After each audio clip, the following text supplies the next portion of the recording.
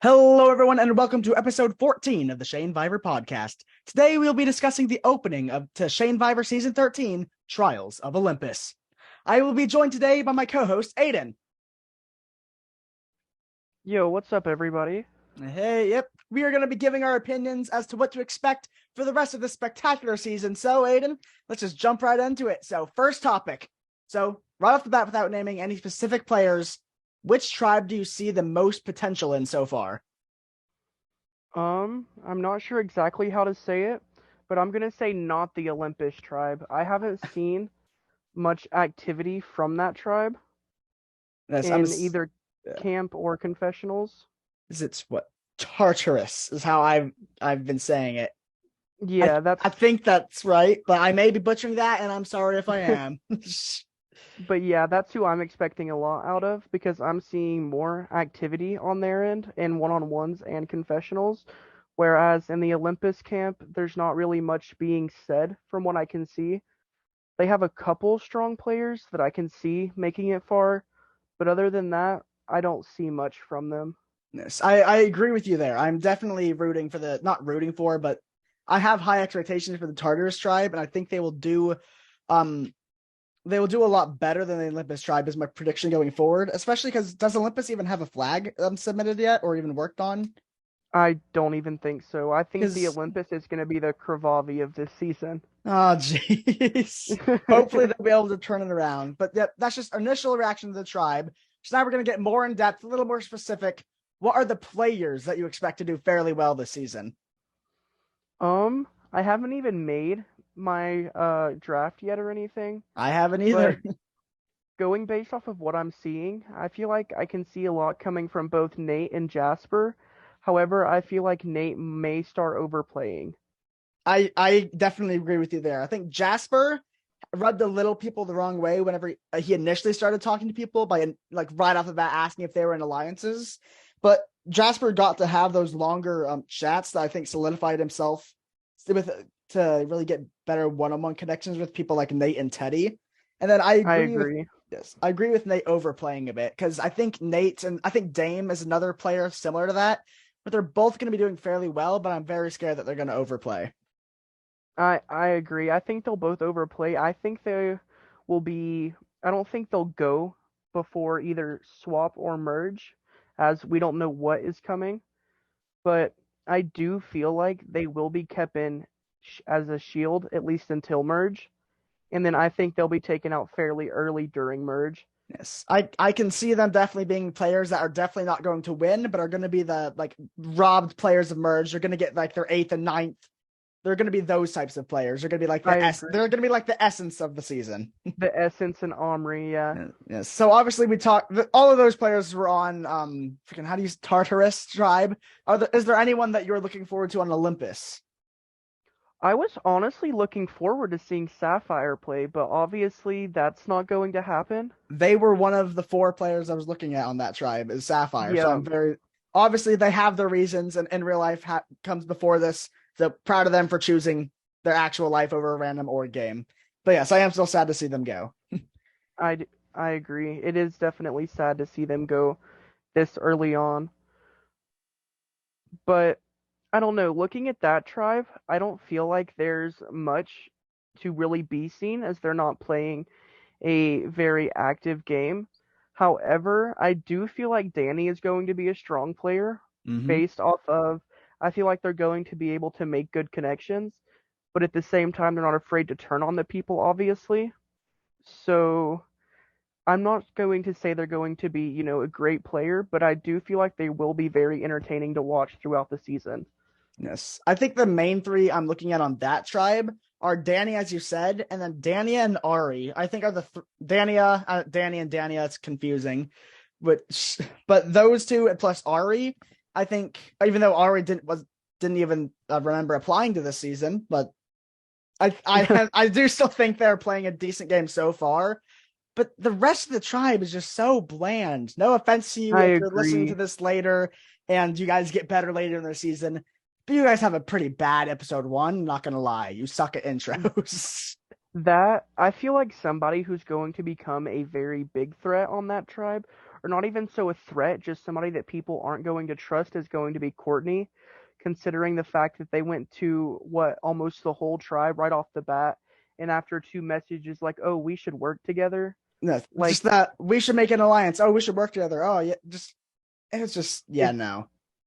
I mean, let's go on my season 7 game. That's how I played at the time, like working with everybody. And as soon as word got out that I was with everybody, I was out. And Yes, I and feel like as soon as word gets out that Courtney is trying to work with everybody, they're going to be seen as a social threat and they will be taken out. I think that if people are looking at Courtney as a social threat, they're absolutely ludicrous. Courtney is just she can't hold a conversation to save her life. Yes, she asked everyone for an alliance base. But there are some people she didn't, but almost everyone. Right. But all the people she asked alliances for, she's had maybe like she said maybe 5 sentences, like very not social. Not even full sentences, like 3 or 4 word sentences. Yes, but I think Courtney could definitely rub a few people the wrong way.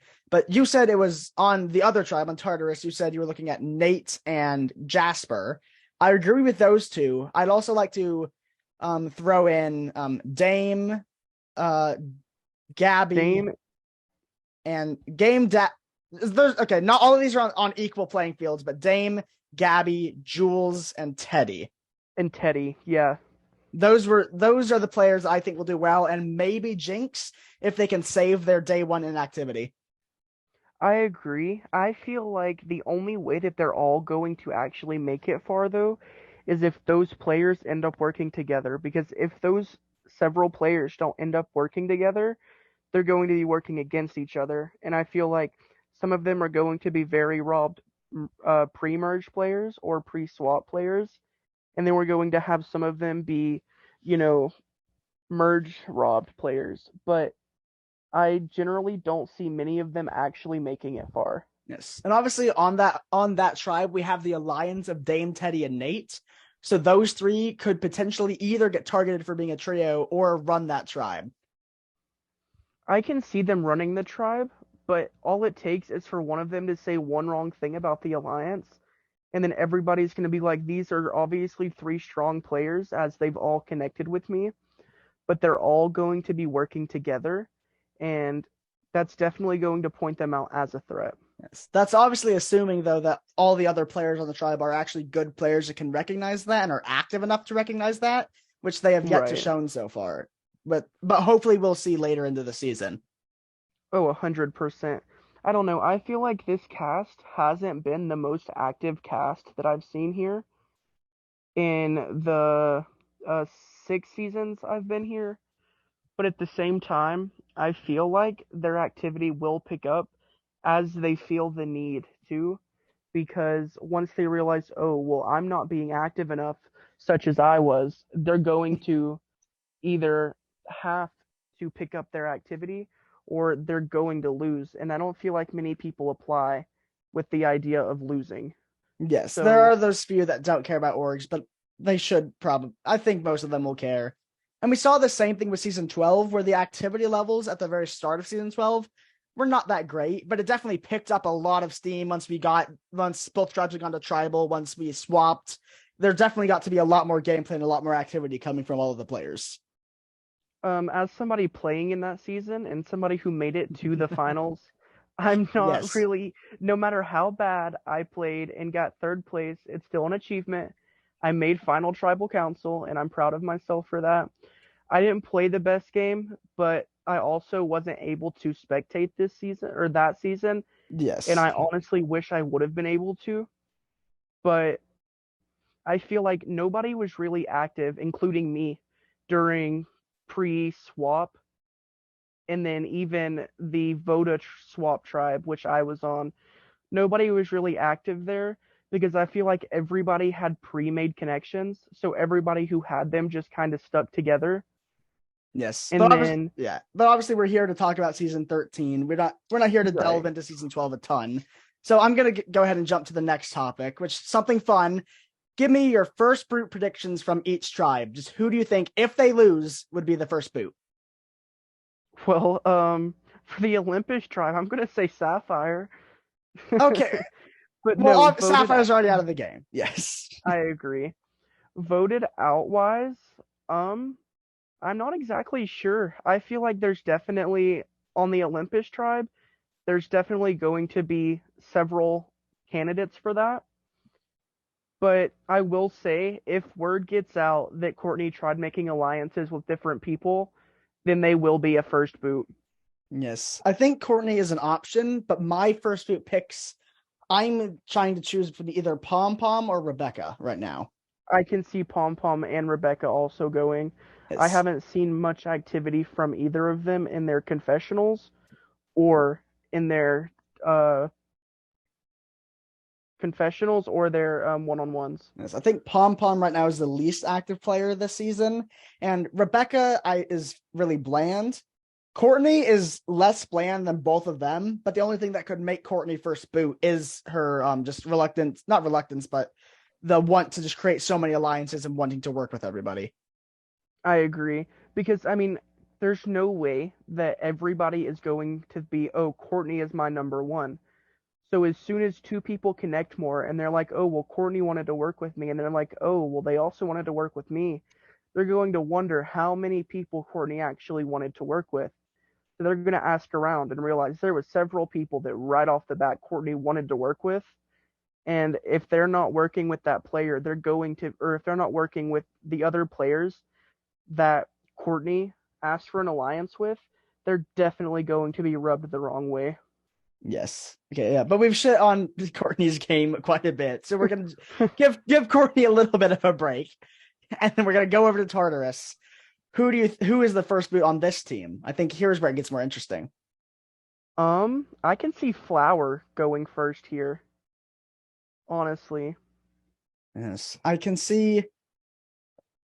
Oh, I mean, I know Spencer left someone on red, but I think Spencer's a decent player. Jules made the flag, so they would be rude. They would be rude to vote her out. I don't think they would. I So agree I could there. see Flower or Chris would be my top two. I agree. I mean, if you go look at conversations that Flower has had, like let's go to the Flower and Jules conversation, for example. It was 7 p.m. I'm not sure what time zone Flower's in, but Flower starts a conversation, and about 50 minutes later, Jules responds, and then they don't respond for 12 hours, and then everything going on from there is very, bland, just very one word, two-word answers for the most part. Yes. And if Although, Jules is going to be the one creating the flag for the tribe, I feel like they are going to have a lot of say in this vote. yes. So, And the thing about this conversation between Jules and Flower, this is one of Flower's best conversations this season. If you go to any of her other chats, like it's probably the longest one. Like Flower Gabby is shorter. Flower yeah, Jinx has barely any Flower Jinx messages. is, yeah, Flower Spencer's fine, but just yeah, Flowers is more active than a lot of people on Olympus, but still quite inactive. So I could definitely see them going. right. But at the same time, I don't see this tribe going to tribal early just based on the other tribes' inactivity. However, I I would could be agree. wrong with that. Obviously, yes, anything can happen. They could pull out a last minute amazing flag, which, yeah, we'll see what the judges happen when we get into the real episode one of the season. So we're going to go ahead and move on to topic number 4. It's another prediction topic, and that is the draft. So I know you mentioned that a bit earlier, but if you had to draft people, who do you think you would draft at this time? At this time, I'm not really seeing anybody eventful from Olympus, which is why I'm waiting to actually make a draft because usually I like to have two people from each tribe in my draft. But as of right now, nobody's really standing out from there. But if I Yes. had to make a draft right now, I would probably draft Dame, Nate, Jasper, and Teddy, which is all four from the same tribe, but that's only because they're like the only four players that are genuinely sticking out to me that could make it far in the game. I think I would only draft one of those players, but I think that's because we have a lot of difference in how we like to draft. Because you are drafting all really good players, and yeah, that's great, and I think they'll make it final 9. But the way I draft is like all the players who actually make it far, make it to final tribal, are never the players who you see doing immediately like great right off the bat. Like Mal wasn't doing amazing right off the bat last season.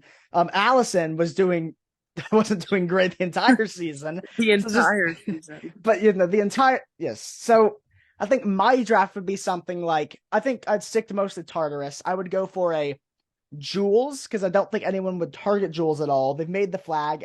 There's a tiny bit of threat. They're like, oh, okay, they have a bit of a game going for them, but there's definitely bigger threats. But there's no reason for people to target them right now.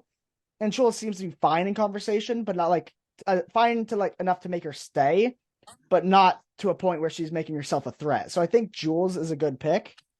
And then for much of the similar reasons, I'm also going to pick Gabby because sure, Gabby isn't making the flag, and I'd probably put Jules at a higher threat than Gabby. But Gabby's also in that spot where I don't think she's going to be first, second, or even third boots. I think she has made some decent enough connections to where she'll be fine to at least make it to a swap or merge. Where then hopefully I want her game to pick up a little bit, and from looking at her just in these first few days, I think she can. What are your thoughts on those first two drafts? I can definitely see both of them going far. But at the same time, once you reach a certain point in the game, what the people usually do is they look at your entire game, not just your merged game, not just your pre-merge game. They're going to look at your entire game, whether that's strategic moves you've made with that person, whether it's their social skills, whether it's their competition skills. And I can see that I feel like Jules is going to be somebody that's going to be very active in challenges. And once merge hits, I think they're going to become more of a threat for that reason. Because, like, I know last season, I know we're not going to keep going in with season 12, but Essence was a very strong player pre-merge. And then now you can see that everybody eventually was like, okay, well, Essence is going to be a very dominant player if they go on any further. So I can see the same thing going for Jules, not necessarily because of their social game, but because of their competition game. Sure. And I feel like this season, I can see a lot of people voting off of competition rather than social or strategic game. Yes, I can see that. Although I think my read on Jules is a little bit different than your read on Jules. Because I don't actually think Jules is going to be a comp beast. I think she's going to be doing good I think she's doing great this first competition, which will keep her safe first round, hopefully, and maybe the round after that. But I actually don't think Jules is going to be that active, that good in endurance or skill. I see, like, obviously not skill, that's rude, but like, I think Jules is more of like someone who is really good at like these design / artsy challenges that have more creative liberties. But when it's strictly do this, whoever does the most of this wins or gets the best score here wins, I think she will start to fall short in those challenges. But obviously, we don't know any of that yet. We're just predicting. Right. I agree with that. There's not really much to go based off of, but I do know, and I have watched other orgs where Jules has won before. And I've seen a lot of the competition, strategic and social from them. Okay. Yeah, and that's obviously I don't know that because I haven't seen any of these 20 players play before. These are all brand new players to me, so I'm giving just complete in the dark predictions, in the dark reactions. I have no idea what these players are capable of. Well, see, that's why I'm not predicting Jules very high because I'm not going to throw out the name of this other org, but a lot of the people there are also people here. So I feel like a lot of the people playing this season are going, like, maybe they're going to check ads and look for another org towards the end, and they're going to join that org.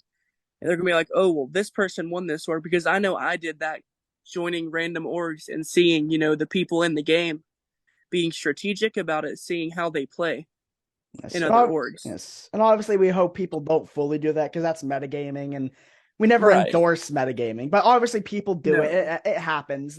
You have to play around metagaming. It exists. We just don't encourage you do it. Yes. And then, but now let's get to my next two draft picks.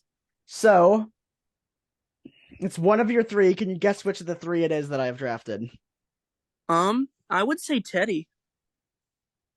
Teddy is Teddy would fit with my Jules and Gabby picks, but right now I have it as Jasper because I think because Jasper's not in the alliance, which is why I chose him. He's not in that core three alliance, which I think is a plus for him because it allows more options, less locked in.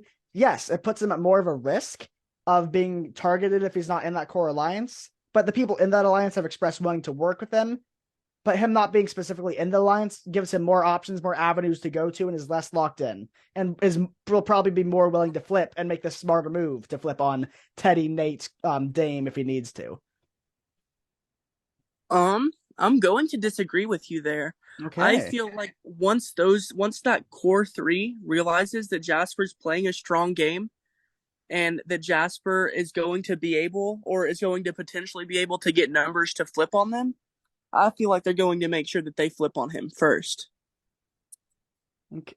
Sure. And I guess we'll just have a differing opinion here. I'm confident in Jasper's game, and you're confident in the Alliance's game. So I'm going to stick with my answer. I think Jasper's going to do well, and him not being in the Alliance is a plus. We will see who is right. I may be completely wrong. We might both be wrong. I mean, Jasper might be targeted for a completely different reason. Exactly. Okay, and then my final draft pick, no one on Tartarus, because I just wanted someone on Olympus. Okay, it would probably be smarter to draft someone on Tartarus, but I got to give some Olympus some love. We can't let all 8 of our draft picks be on Tartarus. Ew. That's fair, but at the same time, none of this is guaranteed yet. We may see more coming from the Olympus tribe. Exactly. So none of these picks are guaranteed yet. So who knows? Our drafts may change to all 4 from Olympus. We don't know yet. Exactly. All of this is subject to change, but I have chosen from Olympus someone who I don't think is a threat, but is so fairly dry, but is probably just a tad bit active enough to stay in the game, and that is going to be Andreas. Ooh. I don't think Andreas is a big threat at all. I don't think people have any reason to take him out or any reason to be either for being a threat or too inactive. I think Andreas is a good middle ground. I don't know. I can see that, but at the same time, if you look in their confessional, Imagine sent something and then they responded with, "Is this a way of you coming out as gay?" And I feel like if that is actually said to one of the tribe mates, that could definitely rub people the wrong way. Yes. Which obviously, who knows, maybe they already know each other and it's just a joke they have. But at the same time, I mean, that almost, if that's said, it would remind me a lot of the Blandino situation. We do not want another Blandino situation. Yeah, exactly. I'm assuming Imagine and Andreas are friends just for the amount Imagine is talking in his confessional. And just, I'd assume that. Yeah, okay. And at the very beginning, how dare you not even mention me? Yeah, okay. They obviously know each other. Yeah. Okay. But yes, if they say something like that to another caster and they take it the wrong way, it could definitely go wrong. And Andreas is definitely the person. Andreas and freaking Jasper are the 2 people who are most subject to change in my 2 drafts. I can see that. I don't know. I'm telling you this now. If I had to pick a draft right now, it would be those 4 players. But I'm not drafting 4 players from one tribe. I would like to stick with my 2 and 2, like normal. Yep. But just from what we've seen so far, there's not much promising from Olympus. Yes, I agree there. I don't see a whole lot of promise. And we have some fairly different mentalities on what we like to see in a draft. Because your 4 draft players were all 4 really skilled players. And that's just not what I like to do. I like to have 1 skilled and 3 possible goats. Which I can see that. may or not be the right way to go. We just have different strategies. And we can see what works at the end once we actually have locked in our drafts. Exactly. I mean, I don't know. I feel like there's going to be some Olympus players that make merge, and I feel like they're going to completely change their gameplay and become a lot more active. Yes, I think there's going to be tons of players and tons of change of gameplay once their tribe goes to a tribal for the first time, and B, once a swap or merge happens. I think there's just going to be like a switch, and there's going to be that many people that just beef up their game and start playing so much better. Oh, 100%. I don't know. I just don't feel like, personally, not going against anybody that makes drafts right off the bat, but I feel like a smart thing to do draft wise is see who goes to tribal, see which tribe goes to tribal first, and then see the names that are being talked about. Because you have up until the votes are read Oh at yeah, the first totally. tribal. So the best thing to do, I think, is to see which tribe goes to tribal first, and then see which couple, maybe three names are being thrown out right off the bat, and then not draft those people because those people are more than likely going to be the first few people voted out on each tribe, You know, depending on which tribe goes to tribal. I am totally going to wait till half of the votes are cast, and then I'm going to make my draft final, which I agree. may not be as beneficial if I'm seeing if Olympics goes to tribal and I'm wanting to draft everyone in Tartarus. It may not be as beneficial, but just Right. seeing where those lie, where the alliances are, who's actually in a good spot, that's definitely going to impact our draft 100%. I agree. Going off the drafts, as of now, neither of our drafts are final. We do have some picks that we're interested in. I want to know, who would you not draft? Who would I Like, not draft? you cannot see yourself drafting. As funny as it is, I could see myself drafting Courtney. I don't think it's a good pick, but it'd be a funny pick. Honestly, if it doesn't get out that Courtney's wanting to work with several people, I can see Courtney going far. But the whole thing is, Courtney is going to have to step up on that activity and become all of these people's number one. Oh And yes, I don't see that happening. yes. Okay, but back to your question: who wouldn't I draft? Starting on Olympus, I would of the three threats on Olympus, I would only draft Dania. I would not draft Danny or Ari because I think those two are the most susceptible to overplaying. Yeah, I can see that. Yes, and then I'm going to be saying a lot of, wait, first staying on Olympus, not drafting Rebecca. That's not happening, and I'm not drafting Pom Pom. Everyone else, I would be open to drafting. I can see that. I mean, Though, I would agree with that. yes, Rebecca, Pom Pom, Dania, or Danny, and Ari are the four people I don't think I would ever consider drafting from Olympus. The only thing that I can see coming out of Pom Pom and Rebecca would be being a goat, Yes, if just based on their activity. But at the same time, at the very first tribal, most of the time, you either see people that are big threats going, or you see somebody that's super inactive going. It all just depends on who wants to make a move. yes, and especially in a newbie cast such as like this, where no one knows what to expect, I'm leaning towards, and with so many inactives in the cast, I really think it will actually be just an inactive that goes first, unless all of the I inactives agree. band together and take out the threats.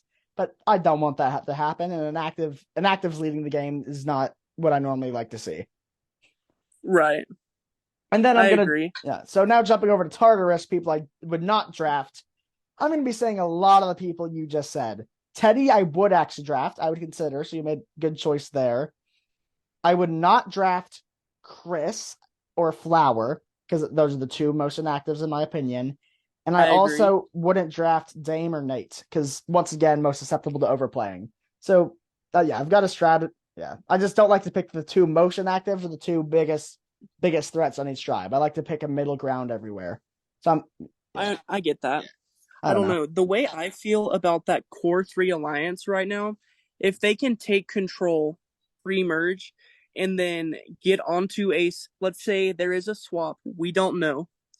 But if there's not a swap and they make merge together, I can see all three of them controlling merge up to a certain point, and then they're going to be forced to turn on each other because none of the three are going to want to sit in final tribal council with each other. Because I feel like at that point they're all going to have, the same game. Maybe one of them has a little bit more strategy, one a little more social, one a little bit more competitive, but they're all going to have the same basic game. And I feel like it would turn out to be like a me and Mal situation where one person gets majority of the credit for a lot of the moves that were made as a group. Yeah, yeah, I could see that, but I don't know. I still don't. I'm not confident that they will make it past Final Nine. Is my only problem. I don't know if they will make it. I feel like it all depends on who the first couple of boots from each tribe are. Yeah, I I I feel like 100% agree. that's what's going to determine this whole game is the first 4 boots of the season. If Tartarus have to end up having to go to tribal a lot, and it makes Dame Nate and Teddy have to play and reveal that they are threats and reveal that they are controlling the game, I think it will drastically hurt their chances of winning. I agree. Because as soon as merge hits, they're going to be known as threats. And all it's going to take are, these, inactive people to go to the other tribe, the other people, OG Olympus, and be like, hey, these people were controlling. I wasn't the most active, but these people controlled, and I think that they should go. And then everybody's going to want an easy first vote. And I feel like once merge hits, a lot of the time, in newbie seasons at least, it's going to be OG Olympus versus OG Tartarus against each other for at least the first vote. And if one of the Tartarus people are willing to flip, I feel like it's going to make that vote a lot more solidified. Yes. And then I'm going to ask you the same question. Who would you not draft? Ooh. I would agree with the people on the Olympus tribe, except I don't see myself drafting Courtney. While Courtney would be a funny pick, I feel like Courtney is definitely going to be an early threat. I've just been talking so much about Courtney in my private chat and my little talk show. They would just be so funny just to draft them just because I've been talking so much shit on them. I don't know. That would be pretty funny, but I don't see them making it far. And obviously, everybody wants to win the draft. So, I see it as more of a fun thing, but sure. yeah. But who knows, if you get a perfect draft, guaranteed spot next season. So a you never know. A perfect draft is what? Is just 4 points? No, a perfect draft is 0 points. All 4 of your draft members making Final Four. Oh, okay. So you don't get points for 4. Okay, draft ends at 4. Right. Got it. Yeah, but the odds of making a perfect draft is so low that I don't know. And I'm not looking to get a draft to play in the season. Shane will have me back when he wants to have me back. I'm not too 100%. I'm not like too pressed being like, oh, I have to win this draft so I can come and play again. We've got more important things to focus on. The podcast. Exactly, making this so great. Okay. Well, damn, we might pick first 4 boots, so we guarantee not having a perfect draft. I mean, jeez. Hey, if I play again, you got to take over for me. You got this. Oh, I got this. I got this. I hope. Yeah. Well, we've talked about the drafts a lot, and we've talked about most everything. But do you have any final closing remarks or final topics before we get to the end of this episode? I would just like to say, if anybody wants to be, a guest star, let us know. We are definitely looking for some. And I would also like everybody to at least let us know what your first opinions on the season are. Do you think these players are going to turn out great? Do you agree with what we've said? Do you disagree? And we would love to hear your input on that. So just let us know. You have trusted spec chat, spectator chat, or even our DMs. I know you can DM me for sure, and we can talk about it. Yep, you can DM me as well. My DMs are always open. I feel like it would definitely be interesting to hear what you guys agree and disagree with from what we've said so far. Yes. And then, where was it? Oh, and yes, back to what Aiden was saying about if you want to be a podcast guest, there is a role you can get in I believe it is, what channel is it? I'm losing it now, but it's Spectator Vote and Podcast channel. Yes, Spectator Vote and Podcast. There's a role you can get in that channel, and in there, then we'll be able to ping your role, and you'll get a ping saying, "Oh, look, they need a guest star for the podcast." And if you're like the first to reply, or just you reply and we want you on the podcast, then we can have you on. Yes. So if you're interested, that's the best way to do it. All right, but I think that is about all that we need to talk about for this season. Do you agree? I agree. Not this whole season. Oh, no. Yeah, sorry. For this episode. Okay. Yeah. Well, thank you all for joining us on this special prediction episode. As we said, go ahead and tell us all of your favorite predictions if you want to. And if you enjoyed it, make sure to like and subscribe. I think we've got a great season ahead of us. And that is all for now. Peace.